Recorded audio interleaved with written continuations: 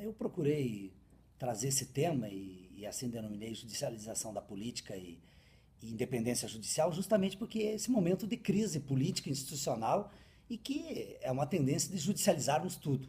E aí, para demonstrar os cuidados e as cautelas que o judiciário tem que ter nesses temas, né? Porque às vezes, quando discutimos as garantias fundamentais, acabamos, às vezes, a postura judicial ela é tímida, ela é conservadora. E quando vem um tema político que envolve, às vezes aí um ativismo maior. Então essa preocupação. E nesses momentos é um momento que nós precisamos ter uma reflexão, porque esse exagero, essa a judicialização do ponto de vista onde tem uma atratividade muito grande para divulgação, vazamentos, um certo clamor social ou de setores da mídia que tem tentado conduzir as posturas, propus algumas reflexões para que não caminhemos, né, para o desvio do nossa atividade de julgar e sim tratamos os processos de acordo com a lei, com a Constituição e com as provas, e não preocupados às vezes com a aceitação popular ou de certos setores da mídia.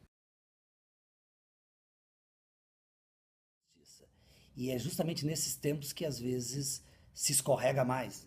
E o judiciário que tinha uma tradição muito grande no passado mais de proteção de direitos, hoje ele tem um ativismo maior quando envolve as questões políticas, né? Quando Você já tem envolve mais rigor com o político do que com o não político. exatamente, quando devia cuidar da afirmação de direitos. E não que não devemos enfrentar esses temas que são judicializados, mas, por outro lado, a atração que hoje gira em torno desses casos e um certo, vamos dizer assim, apelo social, na verdade, que eu digo que eu defino apelo de certos setores da mídia, tentam conduzir as decisões. E às vezes isso, infelizmente, tem tocado alguns agentes da justiça, inclusive o judiciário. Então, esse debate que eu quis fazer com a classe dos advogados era um painel que tinha outros magistrados também debatendo.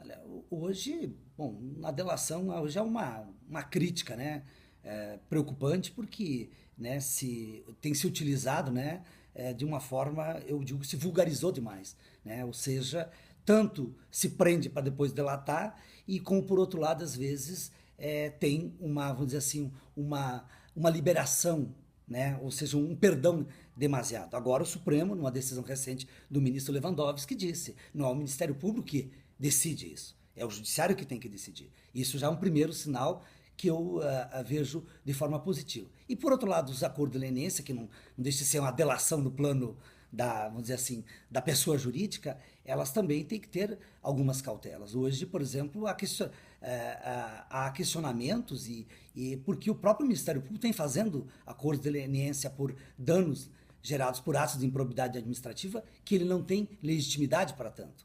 E então, nesse sentido, o Judiciário já tem apontado em decisão já que não cabe ao Ministério Público, sim, a Advocacia Geral da União ou a CGU fazer esses acordos de leniência. Tá.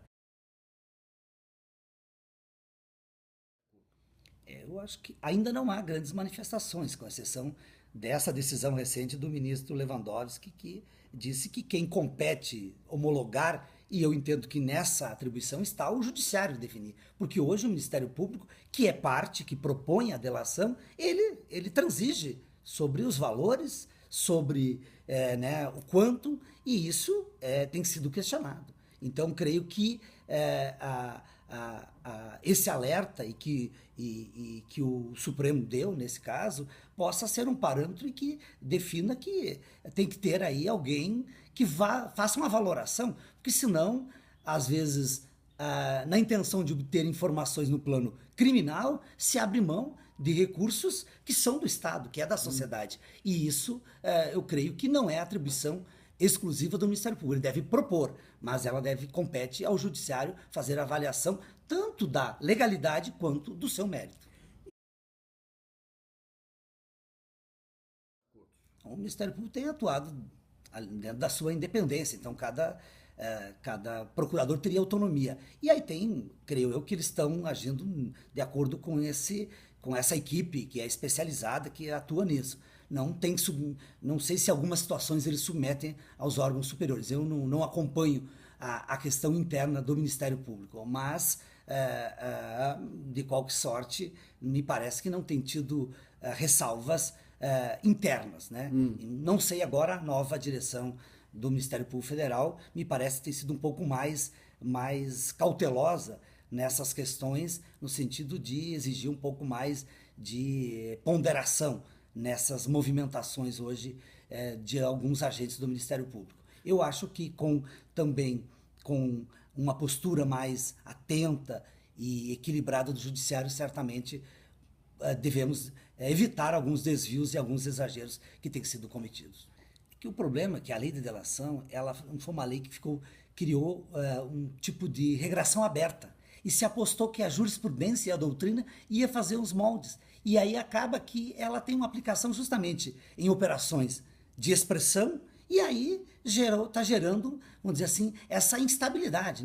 Não está se criando, na verdade, parâmetros que estudiosos, doutrinadores e diferentes agentes que atuam no judiciário, seja da advocacia, do próprio Ministério Público e da magistratura, têm questionado até onde vai esse perdão, tanto das penas, né, quanto dos valores que são, vamos dizer assim, perdoados, ou pelo menos não se exige uma devolução integral. Então, eu creio que esse é o problema, que a lei não teve antes vamos dizer assim, uma conformação e uma jurisprudência está se formando justamente nesses casos dramáticos e de grande expressão. Mas eu espero que o judiciário possa, né, acredito, os tribunais possam terem um pouco de reflexão sobre isso e ajustar essas questões, porque hoje me parece que alguns casos estão indo na contramão do que se dizia. Se dizia que essas grandes operações estavam pegando os privados, os corruptores,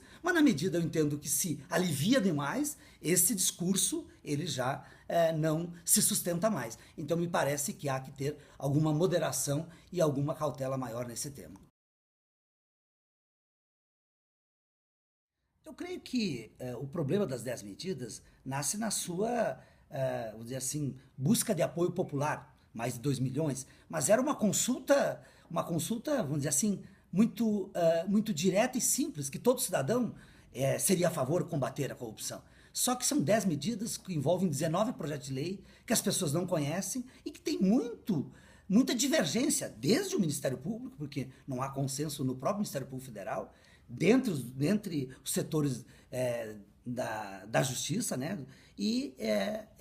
Então ela não tem esse apoio popular. Isso sim, se fosse um apoio real, efetivo, certamente o Congresso teria um pouco mais, vamos dizer assim, de atenção, que é para isso que serve o apoio popular. Por outro lado, me parece que o momento não foi o momento adequado. Quando temos um Congresso acuado, com uma representação significativa de parlamentares envolvidos, ou pelo menos sendo processados, a tendência não é avançar no combate, a tendência é justamente criar medidas de proteção, né? Medidas de proteção a essas ilegalidades, a esses problemas do sistema, né, de corrupção e de outras ordens que se criou dentro do Estado brasileiro em alguns setores. Então faltou, acho, aí um pouco de reflexão política. Eu acho que não era o momento adequado. Então, sem entrar no mérito das medidas, tanto que eu vejo que a prova está aí, elas não avançaram. E hoje o que se aprova são leis justamente que são a tendência, pelo menos os projetos que estão caminhando, são leis que criam algumas preocupações maiores, né? Que ao invés de fortalecer o combate, elas acabam, na verdade, criando algumas proteções àqueles que não têm uma preocupação, né, com a boa gestão pública. Então, infelizmente, acho que inclusive as boas propostas que estavam ali, algumas eram de questionável, né, validade e oportunidade, e acho que elas violam garantias e direitos fundamentais da defesa, da inocência, da presunção da inocência, mas elas não progrediram. Então, na verdade, se pagou o preço por uma sanha muito grande e por uma inoportunidade e uma falta de uma avaliação política. Porque justamente quem está propondo não são setores que estão habituados ao debate político. E não dá para ser ingênuo quando se trata, né, nos temas legislativos dentro do Congresso Nacional. Essa decisão do CNJ foi bem preocupante, porque eu acho que há uma confusão. O que há vedação para o magistrado é atividade política partidária, atividade cívica, manifestação sobre temas de ordem política geral, não se está vedado. Claro que aí é um conceito que às vezes tem alguma subjetividade. Então me preocupa muito essa medida. Nós, através da Associação dos Juízes pela Democracia, temos combatido isso porque eu acho que não pode haver seletividade, né? Porque de quem se investiga, né? Existem inúmeros outros magistrados que hoje se posicionam em redes sociais, em outros eventos, em eventos políticos e que não estão tendo o mesmo tratamento, né? Creio que há que haver um certo equilíbrio nesse sentido. Mas eu espero que o próprio CNJ reflita sobre o mérito disso e acredito que, pelo que eu já li das manifestações desses colegas, eles estavam exercendo um direito extremamente cidadão, né? Não estavam ali por uma cor, por um partido, estavam ali por a defesa da Constituição, do Estado Democrático de Direito, da legitimidade social das eleições. E era isso que se buscava naquelas manifestações. E isso eu entendo que não está vedado. Mas eu torço que prevaleça o bom senso e que não tenhamos aí, eventualmente, nenhum caráter persecutório com colegas que têm hoje posição mais garantista ou crítica a alguns movimentos mais de hoje punitivismo que tem predominado grande nos meios da. Eu acho que, embora possa ser o propósito de muitos que façam isso positivo, no sentido de ter um contato, eventualmente, com a sociedade, mas eu creio que hoje está sendo muito, muito perigoso, eu diria. Por quê? Porque está tentando fazer, aí os colegas que vão para essas manifestações, para essas em redes sociais, acabam, quando menos percebe, sendo meio que pressionados por um apoio social, um pseudo-apoio, por aquela manada, as manadas hoje que existem nas redes sociais, né? No sentido de que tem que conduzir decisões em um certo sentido ou em outro sentido. Ou seja, e o juiz não pode, né, ter que julgar, né, por opinião pública. Ele não tem que estar preocupado se vai agradar ou não, tem que julgar de acordo com a Constituição, o processo, as provas de cada caso. E se não atentar para isso, nós criamos, vamos dizer assim, uma tendência a ter uma indução àquilo que eventualmente parece ser o clamor social, que nem sempre é o clamor. É de alguns setores, às vezes, especialmente de alguns setores da mídia. Eu tenho defendido que o juiz, nessas situações, ele tem que ter cautela e ele tem que tomar decisões contramajoritárias. Ele não está decidido para agradar, tem decidido para fazer bem a justiça e para proteger os direitos, as garantias que a Constituição nos exige na nossa atribuição cotidiana. Eu acho que, porque foi uma personalidade de uma certa expressão, que tinha pelo menos diria unanimidade, ou pelo menos era bem quisto, como se diz, em vários setores, e me parece que, infelizmente, ela acabou mostrando um sinal vermelho. Eu acho que é muito perigoso ter que chegar a esse ponto, ao ver alguém, né, cometer um suicídio, para que se reflita sobre isso. Eu estou um pouco esperançoso nessa parte. Me parece que alguns sinais de maior cautela, mas ainda vejo com muita preocupação, porque eu acho que ali está um recado, que devemos ter muita cautela nas prisões preventivas, nas medidas, né, que se façam constrição dos bens, nos demais institutos, né, que operam especialmente em matéria criminal e outros, também na área administrativa, né, quando se bloqueiam os bens, porque às vezes isso gera uma desestabilização pessoal, familiar, de uma empresa ou de todo. E aí chegamos ao ponto de ter que perder vidas para, quem sabe, refletirmos um pouco que devemos ter um pouco mais de cautela, pelo menos. Eu acho que foi um recado. Eu tenho feito coro a essa preocupação e estou um pouco otimista que possa haver agora uma sensibilização maior, embora ainda me preocupa muitas manifestações nessa linha ainda da dureza, de que hoje todo o bandido é o bandido bom, é o bandido morto, e é muito isso, ainda é muito perigoso. Mas espero que se reverta essa situação com o tempo.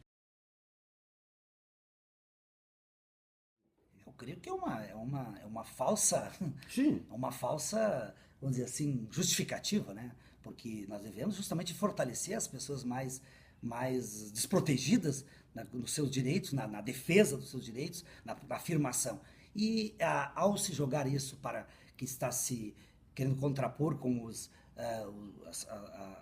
outras personalidades ou pessoas de maior poder aquisitivo, ela cria uma discussão falsa e não acrescenta em nada. Mas, infelizmente, alguns têm se sensibilizado, achando que importa endurecer aí por esse lado que isso estaria se dando, vamos dizer assim, um recado para que estaríamos buscando uma igualação, uma igualdade, mas que eu acho que é extremamente artificial e não é o caminho que devemos trabalhar. Olha, hoje não posso falar de casos que vão ser apreciados, mas já houve uma manifestação do Tribunal Regional Federal da Quarta Região, por isso que eu comento, que entendeu que o Ministério Público não tem legitimidade para propor acordo de leniência que envolva matérias de recuperação patrimonial por atos de improbidade administrativa. Essa legitimidade é da própria União através da Advocacia Geral da União ou da CGU, dependendo quando for caso de corrupção. Então, já houve um precedente, no sentido de que deveria haver a presença da AGU. Aliás, isso o Ministério Público buscava, ele não desconhecia que ele não tinha legitimidade, porque ele buscava, numa das 10 medidas, justamente a autorização legislativa para propor, o que me pareceu uma certa temeridade fazer esses acordos, sabendo que não tinha essa legitimação. Mas isso estava num pacote maior, creio eu, e que acho que essa sinalização do tribunal possa permitir um novo rumo para que tenha-se mais cautela e que quem vai pactuar com essas empresas que ou desviaram, criaram prejuízo ao Estado, seja o próprio Estado, por meio daqueles que têm a legitimidade para tanto, né? Que possa daí apurar o efetivo dano e buscar a reparação. E se tiver que compor, fazer o acordo, que seja feito, obviamente, e que é possível, pela lei da leniência, pela própria União, que é a titular do direito. Senão, vamos ter dois problemas. O Ministério Público está dispondo, disciplinando, sobre o quantum e para onde vai certos recursos que não é seu. Os recursos são da União, são do Estado, é da sociedade em última razão.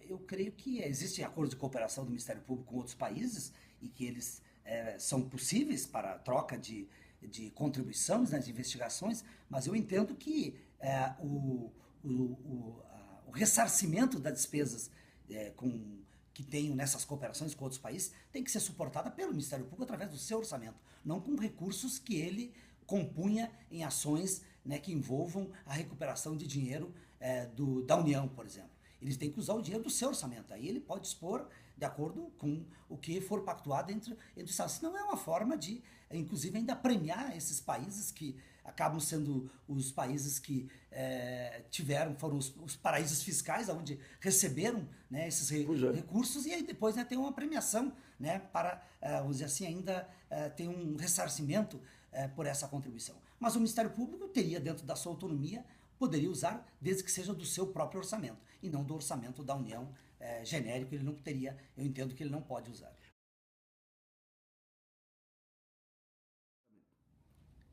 Eu entendo que a manifestação judicial ela tem que estar adstrita ao processo, às provas, à legislação incidente, especialmente à Constituição. Aliás, hoje defender a Constituição parece que não está na moda, né? Quem defende a Constituição às vezes é rotulado de rótulos políticos, né? Mas essa preocupação em relação à soberania ou à sobrevivência de instituições privadas e até públicas, elas têm que estar na preocupação do ponto de vista de que também podemos estar protegendo eventualmente os trabalhadores, por exemplo, os empregos. Agora, eu entendo que ela tem que ser tomada cautela para que tenha uma moderação no ponto de vista da avaliação jurídica, de não entender, de não adentrar muito nisso, porque hoje algumas decisões têm gerado prejuízos ao país e a todo. Agora, creio que é difícil para o julgador entrar nessa apreciação. Por isso que, quando os fatores externos não dizem respeito ao processo, eu creio que eles têm que ser afastados para que não contamine a decisão. Nós não podemos, vamos dizer assim, valorar e pautar decisões por preocupações externas, a não ser que aquele elemento tenha a ver com a decisão. Bom, se a decisão depois vai ter um efeito pedagógico para outras questões, isso sim é válido, mas é um tema que eu acredito que nós ainda não estamos preparados para enfrentar isso de forma, vamos dizer assim, macro, como tem se apresentado em algumas situações. Eu não sou estudioso desse tema, não me atreveria muito a avançar nesse tema, mas são temas hoje necessários, por um lado, né, termos as cooperações para que possa, né, algumas investigações prosseguir. Agora algumas delas não se apresentam de forma muito transparente, né? Eu creio que há que se refletir um pouco sobre isso, para que não tenha uma deturpação desses institutos do ponto de vista seja de uma utilização, né, seletiva ou eventualmente que gere prejuízo a outras garantias que são inerentes internamente, seja a soberania do país e os direitos individuais e fundamentais do cidadão.